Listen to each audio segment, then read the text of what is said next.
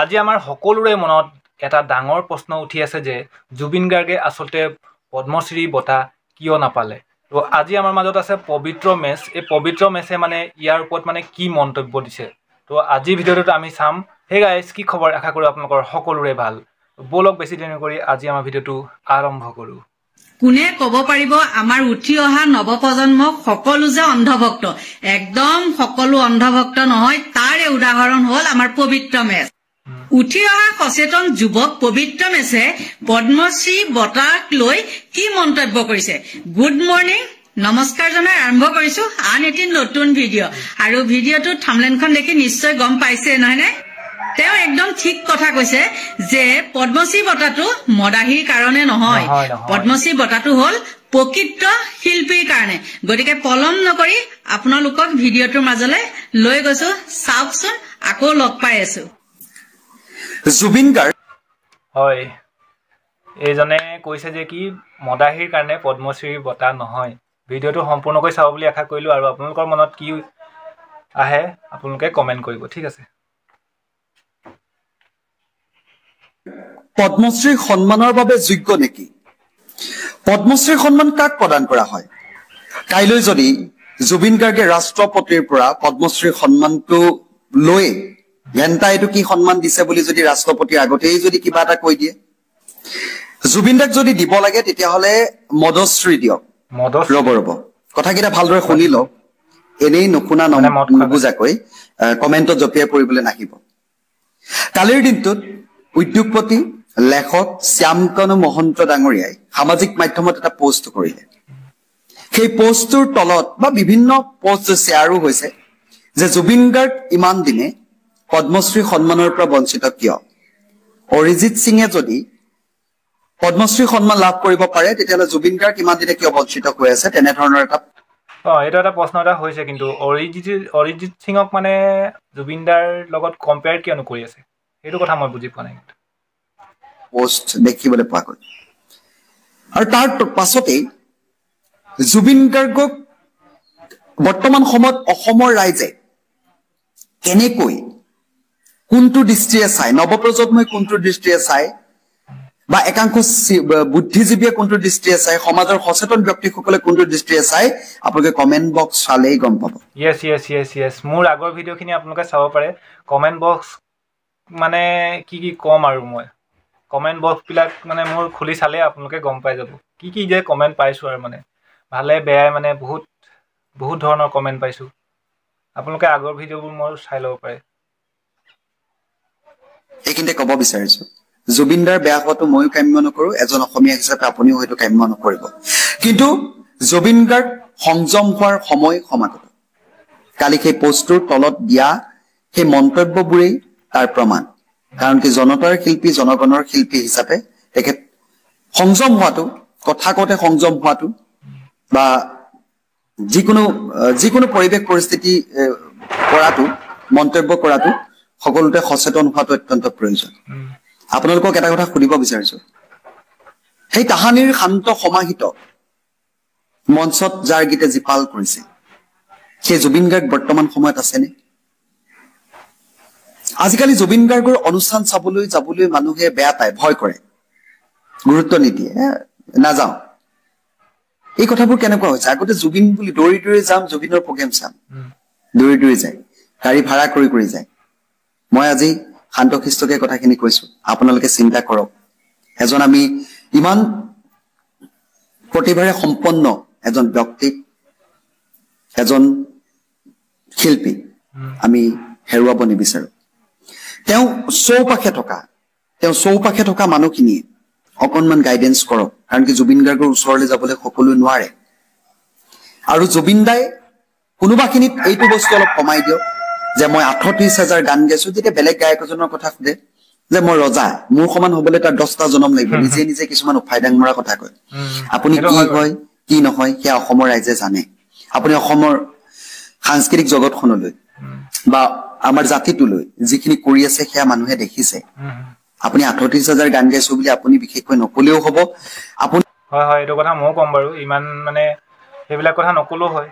আজিকালি চব আমাৰ অসমৰ মানুহ সকলোৱে গম পায় জুবিন দাৰ কথা, আৰু জানিবলৈ নাই আৰু।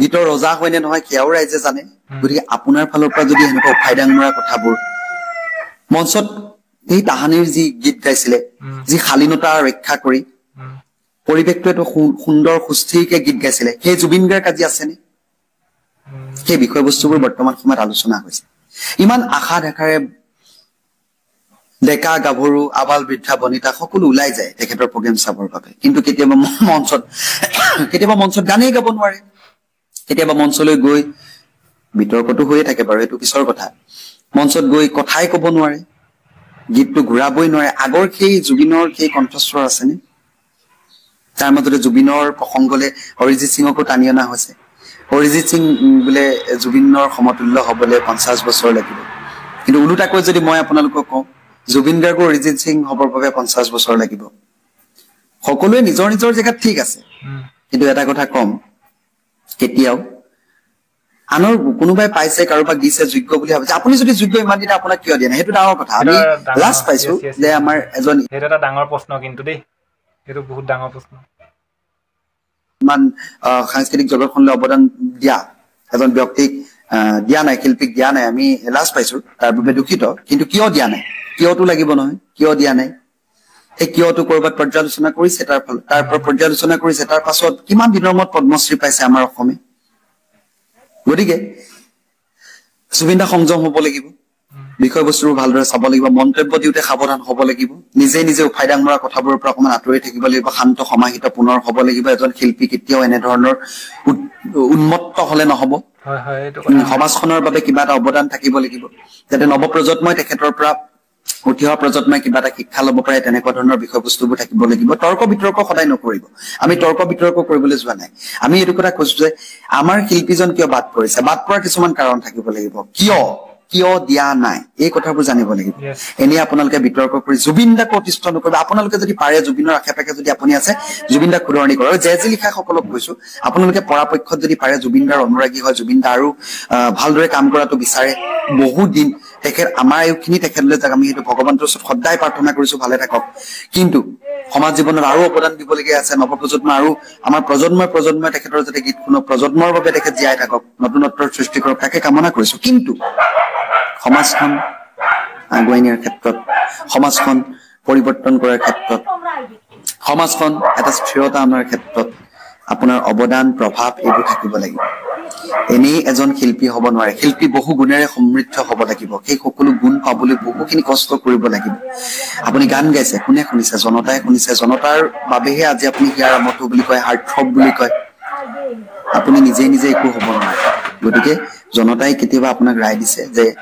আপুনি অলপ শুধৰণি আপুনি কাকো ঘেণ্টা খাতিৰ নকৰে কিন্তু খাতিৰ বৰ্তমান সময়ত আপুনি অলপ সহজলভ্য হৈ গৈছে য'তে ত'তে যোৱা হৈছে কিয় বেছি সময় নালাগে মাৰ্কেটত সেই 5 কোটিটো বহুত দিন আছিলে কিন্তু নচলা হৈ গ'ল বৰ্তমান সময়ত আপোনাৰ ছবি আপুনি যদি ইমান জনপ্ৰিয় আপোনাৰ ছবিখন আপুনি ইউ বুলি ক'লে চাব লাগিছিলে আপোনাৰ জেজি লিখা ফ্ৰেণ্ড বহুত আছে দেখোন এই জেজি লিখা ফ্ৰেণ্ডসকলে কিয় আপোনাৰ চিনেমাবোৰ জনপ্ৰিয় কৰি তুলিব পৰা নাই মিছন চাইনাৰ পিছত আপোনাৰ চিনেমা দেখোন মনতে নপৰে আপোনাৰ মানে ভালদৰে হলত চলা গতিকে আপুনি সংযম হওক মই আপোনাক উপদেশ দিয়া নাই যি সামাজিক মাধ্যমৰ যিবোৰ পোষ্ট সেই পোষ্টবোৰৰ আদৰিয়ে মই কথাখিনি ক'ব বিচাৰিছো কিমান মানুহৰ ক্ষোভ আপোনাৰ প্ৰতি বৰ্তমান সময়ত দেখিবলৈ পোৱা গৈছে এইবোৰ মৰম আচলতে আবদাৰ হয় আপোনাৰ প্ৰতি সেই আবদাৰৰ বাবে আপোনালোকে সকলোৱে মানে আপোনাৰ মনত কি আহিছে কমেণ্ট কৰি জনাব দেই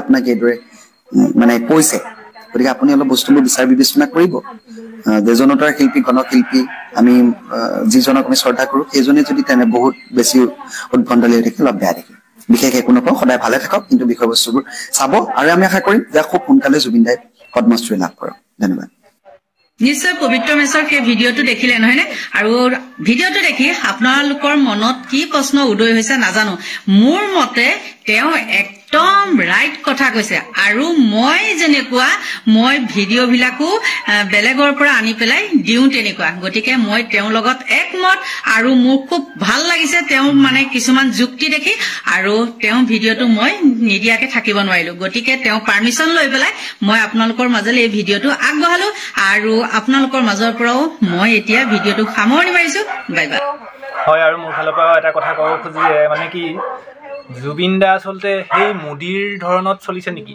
মানে মোদীয়ে যে কৈছিলে ডিজিটেল ইণ্ডিয়া কৰি তুলিম বুলি তো তাৰ কাৰণে কিজানি জুবিন দাই আপগ্ৰেড কৰিছে নেকি নিজকে সম্ভৱ মানে ডিজিটেল ইণ্ডিয়া যে কৈছে যে সেইকাৰণে চাগে জুবিন দাও আগৰ নিচিনাকৈ হৈ থকা নাই আৰু মানুহটো চেঞ্জ হ'বই ন সেইকাৰণে আৰু মানুহ মানে জুবিন দাও অলপ চেঞ্জ হ'ব খুজিছে নিজকে চেঞ্জ কৰিব খুজিছে মানে একেটা হেৰিত গৈ থাকিলেতো নহ'ব সেইটোৱে চাগে আৰু মই ইয়াতকৈ বেছি নকওঁ আৰু আপোনালোকে কেনেকুৱা পালে ভিডিঅ'টো ইয়াৰ ওপৰত মন্তব্য আপোনালোকেও জনাব এই কথাখিনি শুনিলে আপোনালোকে পবিত্ৰ মেছৰ কথাখিনি আপোনালোকে শুনিলেই তো বেছিকৈ নকওঁ আৰু আজি ভিডিঅ'ত ইমানেই আছিল যদি ভিডিঅ'ত ভাল পালে লাইক কমেণ্ট আৰু শ্বেয়াৰ কৰিবলৈ নাপাহৰিব আৰু চেনেলটো যদি ছাবস্ক্ৰাইব কৰা নাই কৰি দিব তেতিয়ালৈ আহিছোঁ বাই বাই থেংকছ ফৰ ৱাচিং জয় আই অসম